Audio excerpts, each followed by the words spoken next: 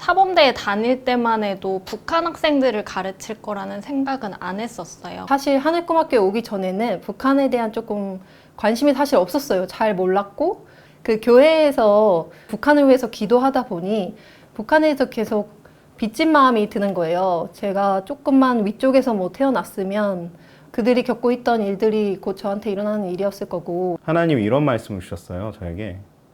너의 민족이 고통을 받고 있다.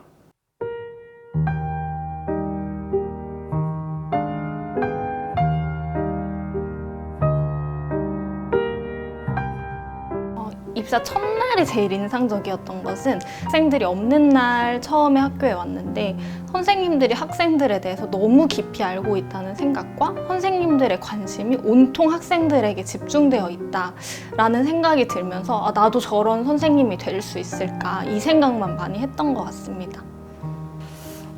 처음에는 저는 아이들을 수업을 하러 왔던 날이 기억이 나는데요.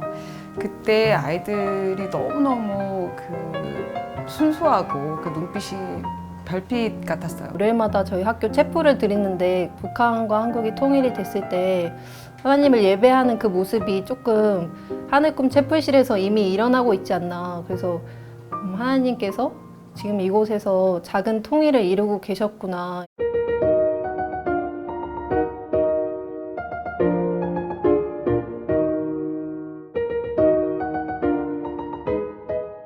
사실 처음에 아이들을 만났을 때 특히 기숙사 같은 경우는 정말 처참한 광경이었어요. 막 소주병이 나뒹굴고 있었고요.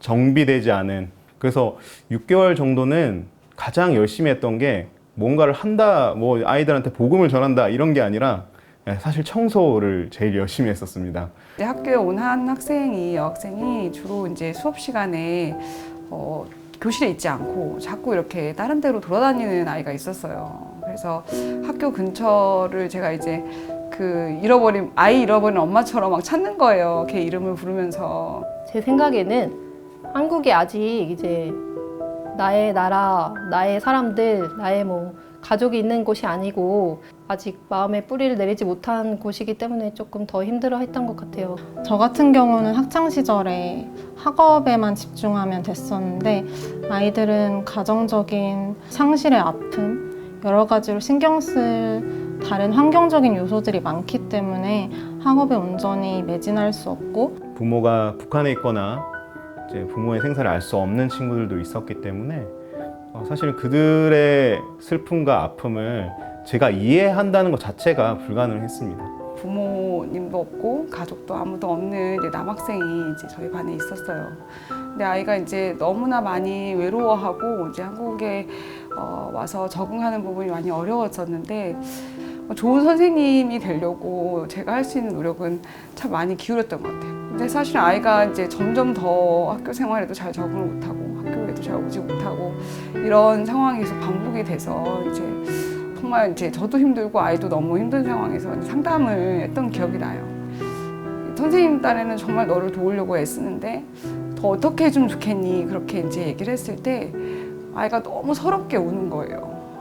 너무 서럽게 울면서 선생님이 아무리 애쓰고 노력해도 선생님은 우리 엄마가 아니에요. 이렇게 저는 정말 좋은 선생님이 되려고 했는데 아이에게는 선생님이 아니라 엄마가 필요한 거구나. 기숙사에 있을 때 차가 처음으로 생겼어요.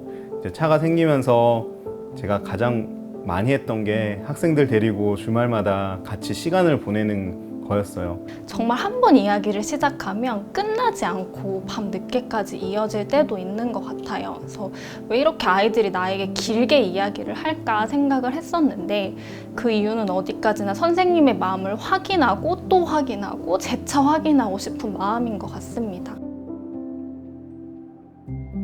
매일 오는데요. 언제 퇴근하시냐? 언제 들어오시냐? 근데 신기한 거는 막상 기숙사 들어가면 사실은 많이 찾진 않거든요. 근데 제가 꼭 같이 무언가를 해서가 아니라 그냥 그 공간에 함께 있고 싶어 하는 그 마음인 것 같아요. 학생들이 사실 이런 얘기를 하더라고요. 하늘꿈학교 선생님들을 자기 부모보다 더 좋아하고 의지한다라고. 하나님께서 우리에게 주신 가장 큰 형벌은 내버려 두는 거라고 생각해요. 그래서 우리 아이들을 어떤 상황에 있거나 학교를 오거나 오지 않거나 아이가 정말 어려움에 있을 때 그 아이를 내버려 두지 않으려고, 그리고 선생님은 너를 끝까지 포기하지 않는다라는 메시지를 전해주려고 노력했던 것 같아요.